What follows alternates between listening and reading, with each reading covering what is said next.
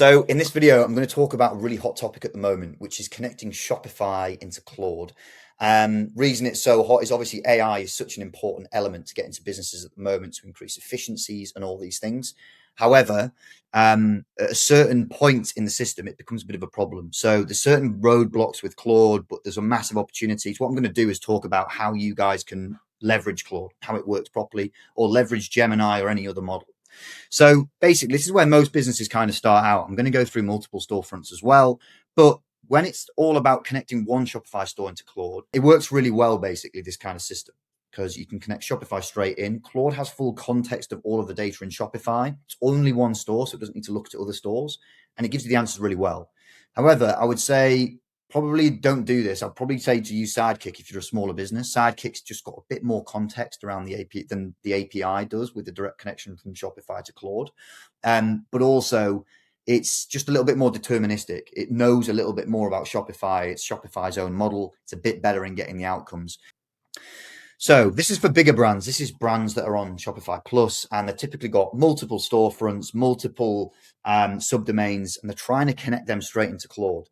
This is where it doesn't work. So a lot of the clients on our side that have given this a go or tried this just for their own interest have kind of come back and basically said, data doesn't match Shopify. And there's a real reason as to why that is. And, point number one is about increased hallucinations here. But basically, within this system, it's not the same as just having full context of the data. Claude, in this case, has got to try and go, right, well, if I've got a blended question, so for example, summed up average order values or summed up SKUs that may be slightly different across different stores for stock reasons or whatever, it's going to have a hard time in knowing where those data points are linked across my different stores. In fact, it's not going to be able to do it. You need to have someone or a human in the loop to help with that piece. Otherwise, it's just going to guess and be like, well, I'm going to add the data from the UK store to the US store. It's across a different time zone, but well. So revenue counts, all of these things, average order value counts that are rolled up, can have a hard time with them. And that's because these elements are missing and they're really important, especially if you're a big growing business and you want to make sure that you're integrating AI correctly into the business. You're going to need these two things. You're going to need an aggregation layer, which is basically the human in the loop that says these things are connected together. These need to talk in this way, especially if you bring in Google Ads, Meta, TikTok, because Shopify, but it's not the be all end all of the business. And we want AI across the whole lot. And then we've got semantic layer as well. So, which is kind of the rules, the logic around the business. So what does an actual integrated data AI pipeline look like? Well, it looks like this in the sense that we've got the Shopify stores. Notice they're not going straight away into Claude. They're going into this aggregation layer to start with. And as I said, the aggregation layer is what basically is telling Claude that these things are linked together. So these SKUs are linked together. These AOVs are linked together. These are the currencies that are the time zones and the currencies that are across the different stores. It's bringing them into one centralized place, like an MCP, to say, hey, look, this is the logic I want you to look at, Claude. Then there's this next layer called the semantic layer. This is where the rules, the logic, and full business context are added to the system before it gets to the AI. It's not the same as saying, oh, well, we can just train the AI and it'll just work it out. It's before it gets to the AI. You're not in the AI and training it. It's like, this is what the AI is able to run on, and then you can give it extra context beyond it.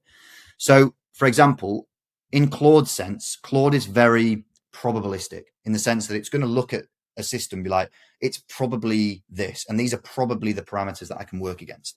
So this book here basically is saying, if I'm probably able to act within these parameters, a semantic layer is saying, no, you have to act within smaller parameters. I'm not allowing you to look beyond this context. You have to look in this context.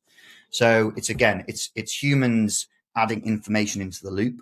So the AI has a more closed context to be able to answer questions within, which reduces hallucinations. It makes it much more tailored to your business. It's something that's super important.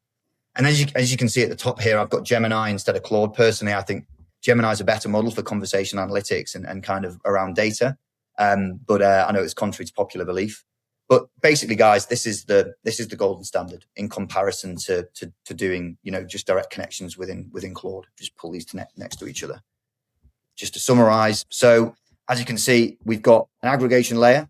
The data goes straight into the aggregation layer first, then it goes into a semantic layer, and then it could be Claude here. If you wanted to put Claude in next, it could be Claude.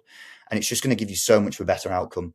So if you're interested in learning more about AI, and this is something that's of interest to you guys at the moment, I'd love to help. I'd love to jump on a chat and help you guys integrate it. Cheers.